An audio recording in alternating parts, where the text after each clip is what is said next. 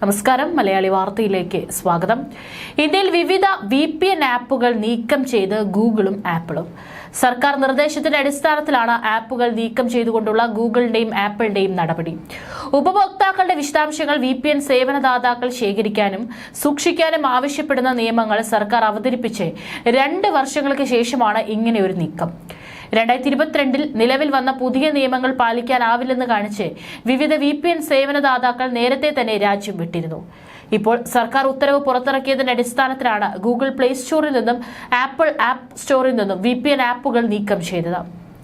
October 29 ഗൂഗിളിനോട് സർക്കാർ ഇക്കാര്യം ആവശ്യപ്പെട്ടത്.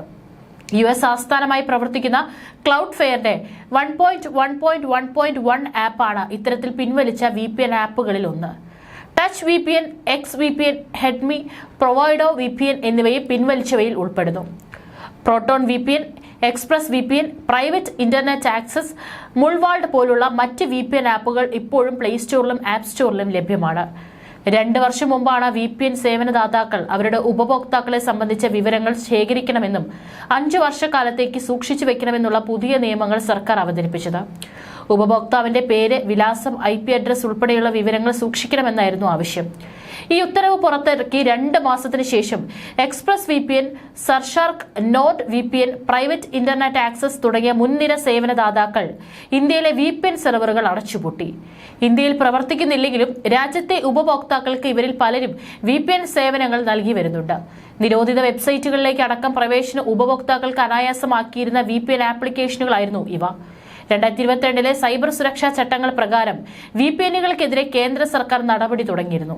VPN സേവനദാതാക്കൾ ഉപഭോക്താക്കളുടെ പേരും വിലാസവും IP അഡ്രസ്സും 5 വർഷത്തേക്ക് സൂക്ഷിക്കണമെന്ന് ഈ ചട്ടം നിർദ്ദേശിക്കുന്നുണ്ട്. 2022 സൈബർ സുരക്ഷാ ചട്ടങ്ങൾ പുറത്തിറക്കിയപ്പോൾ NordVPN, ExpressVPN, സർഫ്ഷാർക്ക് തുടങ്ങിയ VPN കമ്പനികൾ എതിർപ്പ് പ്രകടിപ്പിച്ചിരുന്നു. എന്നാൽ ഇത്തരം VPN കമ്പനികൾക്ക് ഇന്ത്യൻ വിപണിയിൽ സ്ഥാനമുണ്ടാവില്ലെന്ന് അന്നേ കേന്ദ്രം വ്യക്തമാക്കിയിരുന്നു. ഏതായാലും 2025 ഉപഭോക്താക്കൾ നൂതന ആർട്ടിഫിഷ്യൽ ഇന്റലിജൻസ് കഴിവുകളോട് കൂടിയ ആപ്പുകൾ തിരഞ്ഞെടുക്കാൻ സാധ്യതയുണ്ട്.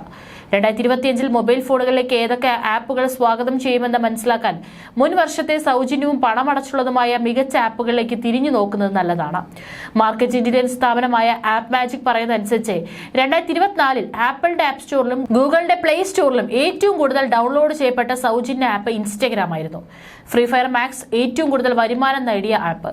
ചെറുനഗരങ്ങളിലും ഗ്രാമപ്രദേശങ്ങളിലും ഓൺലൈൻ പർച്ചേസിംഗിന്റെ വർദ്ധിച്ചു വരുന്ന ജനപ്രീതി എടുത്തു കാണിക്കുന്ന ഏറ്റവും കൂടുതൽ ഡൗൺലോഡ് ചെയ്യപ്പെട്ട ഇ-കൊമേഴ്സ് മൊബൈൽ ആപ്പായിരുന്നു മീഷോ. ChatGPT, മുൻനിര AI ചാറ്റ്ബോട്ട് ഈ വർഷത്തെ മികച്ച ഡൗൺലോഡുകളിലും ഇടം പിടിച്ചിട്ടുണ്ട്.